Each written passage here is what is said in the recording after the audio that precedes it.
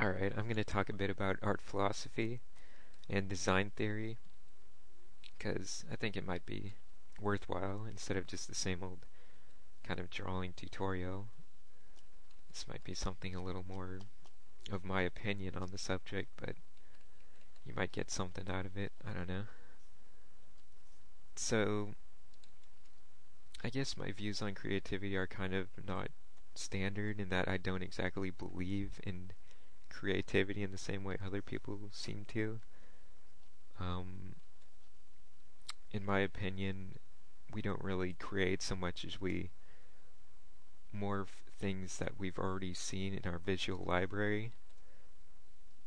And I think it's like that in everything from science and technology to philosophy to art and, all forms of art. You can't just leap ahead and create something that even your mind doesn't understand. You need to have some frame of reference. So the most important aspect of getting good at concept art and design in general is just building your visual library as much as you can. And that means watching movies, looking at what every other artist is doing, studying the old artists, just building that visual library. You can draw old machines, and if you're interested in industrial designs, look up pictures and anything you can on old technology, kind of like steam engines and just anything interesting, and start really building your visual library, something to work off of. And I'm just kind of doodling here, I don't know, I'm not really paying attention to that, but as you can see, my brush is kind of different right now. I'm working in Painter instead of Open Canvas, so I have this very kind of dynamic brush. It's a lot more interesting. And the reason I'm using this is because it's so kind of more random. And that's an important part in creating stuff, because you want to play it off your own kind of visual memory, but not in an exacting way, in more of an abstract kind of dealing with things.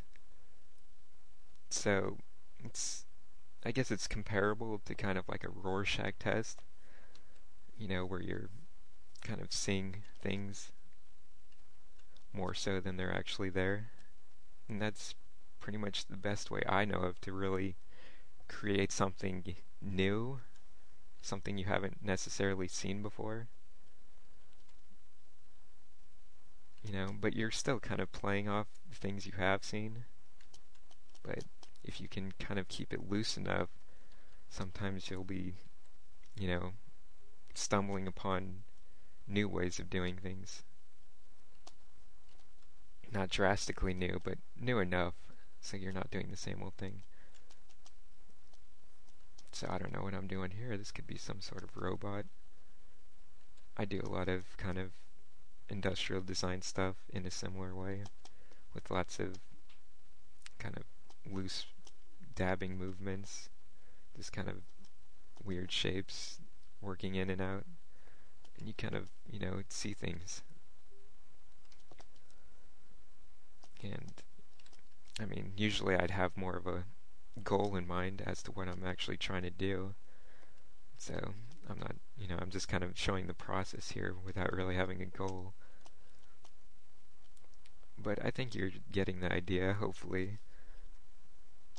I mean, people often ask me, how can you be a secular determinist and an artist? Doesn't that contradict? But in my eyes, no, because I'm just acknowledging, what it takes to be creative. And that's influence, basically. You can't just sit down, never seeing anything in your life and expect to draw. It's not stealing, I would say, either, if that's what you're thinking.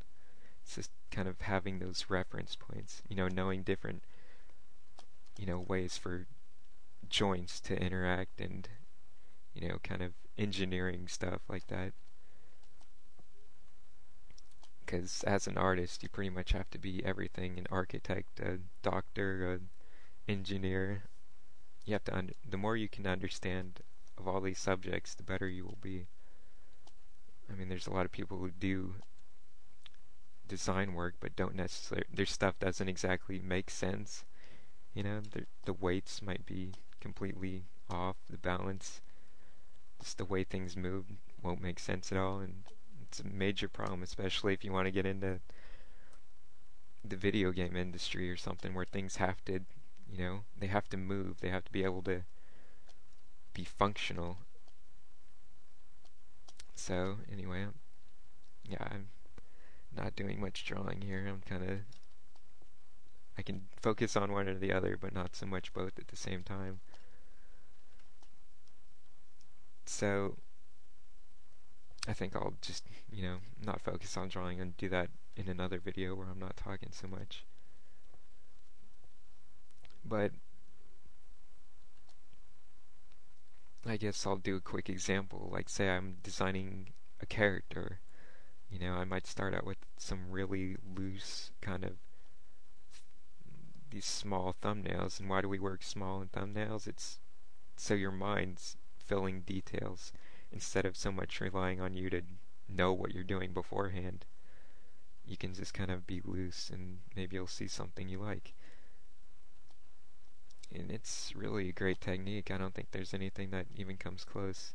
I mean, you're not just gonna, you know, draw some line work and expect it to be something you've never seen before, but if you keep it loose enough, you know, you can do kind of weird stuff.